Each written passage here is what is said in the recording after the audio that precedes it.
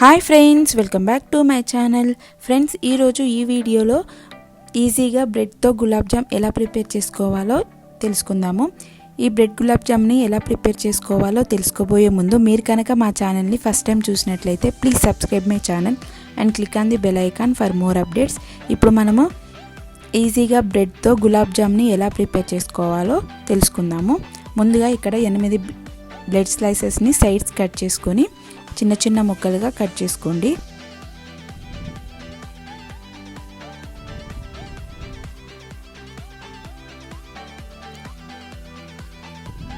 ఇలా చిన్న చిన్న ముక్కలుగా కట్ చేసుకున్న బ్రెడ్ని మిక్సీ జార్లోకి తీసుకొని పౌడర్ లాగా బ్లెండ్ చేసుకోండి.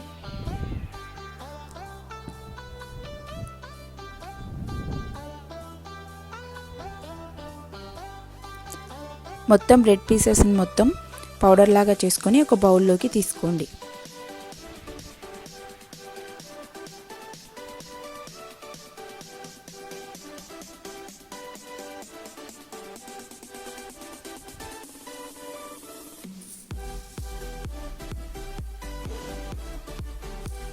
తర్వాత కాచి చల్లార్చిన పాలను కొద్ది కొద్దిగా వేసుకుంటూ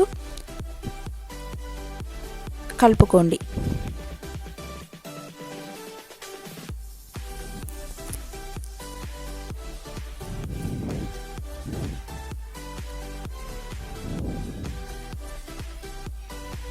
కొద్ది కొద్దిగా పాలు వేసుకుంటూ చపాతీ పిండిలాగా సాఫ్ట్గా వచ్చేలాగా కలుపుకోండి.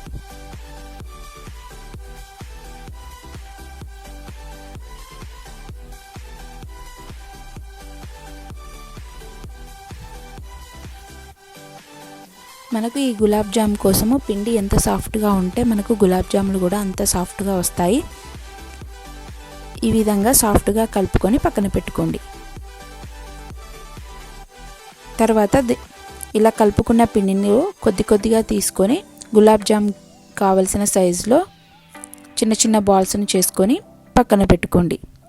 క్రాక్స్ ఏం లేకుండా అన్ని వైపులు ప్రెస్ చేసుకుంటూ రౌండ్గా గులాబ్ జాములను ప్రిపేర్ చేసుకోండి.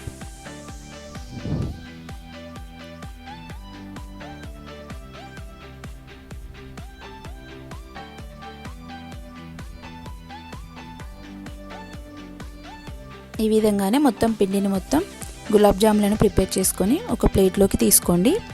తర్వాత ఇప్పుడు మనము గులాబ్ జాముల కోసము షుగర్ సిరప్ని ప్రిపేర్ చేసుకుందాము.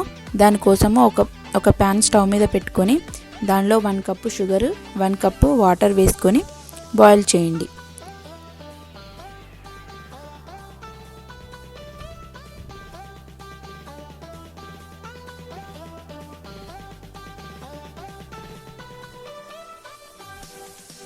షుగర్ మొత్తము మెల్ట్ అయ్యేంత వరకు బాయిల్ చేయండి.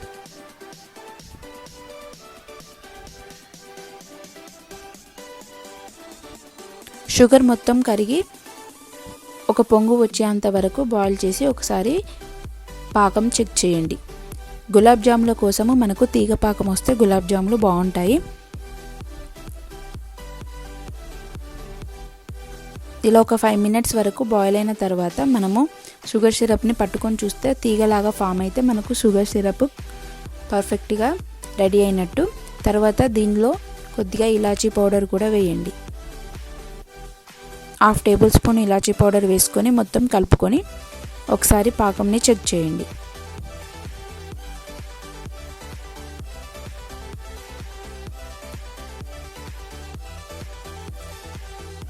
తర్వాత దీనిలో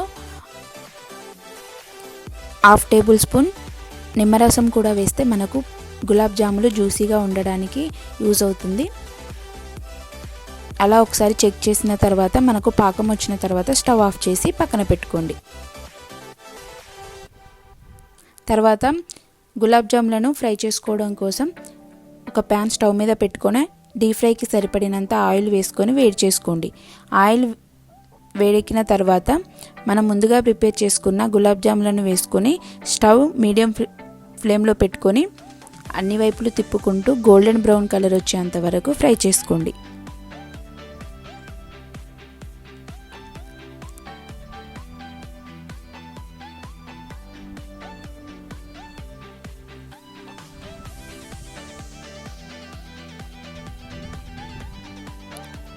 గులాబ్ జాములను ఎప్పుడు ఫ్రై చేసినా హై ఫ్లేమ్లో ఫ్రై చేయకూడదు.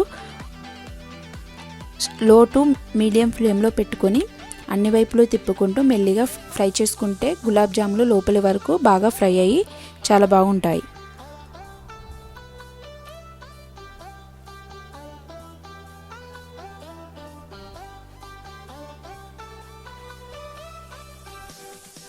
ఈ విధంగా గోల్డెన్ బ్రౌన్ కలర్ వచ్చిన తర్వాత తీసి మనం ముందుగా ప్రిపేర్ చేసి పెట్టుకున్న షుగర్ సిరప్లో గులాబ్ జాములను వేసి ఒక 30 నిమిషాల పాటు నానబెట్టుకోండి.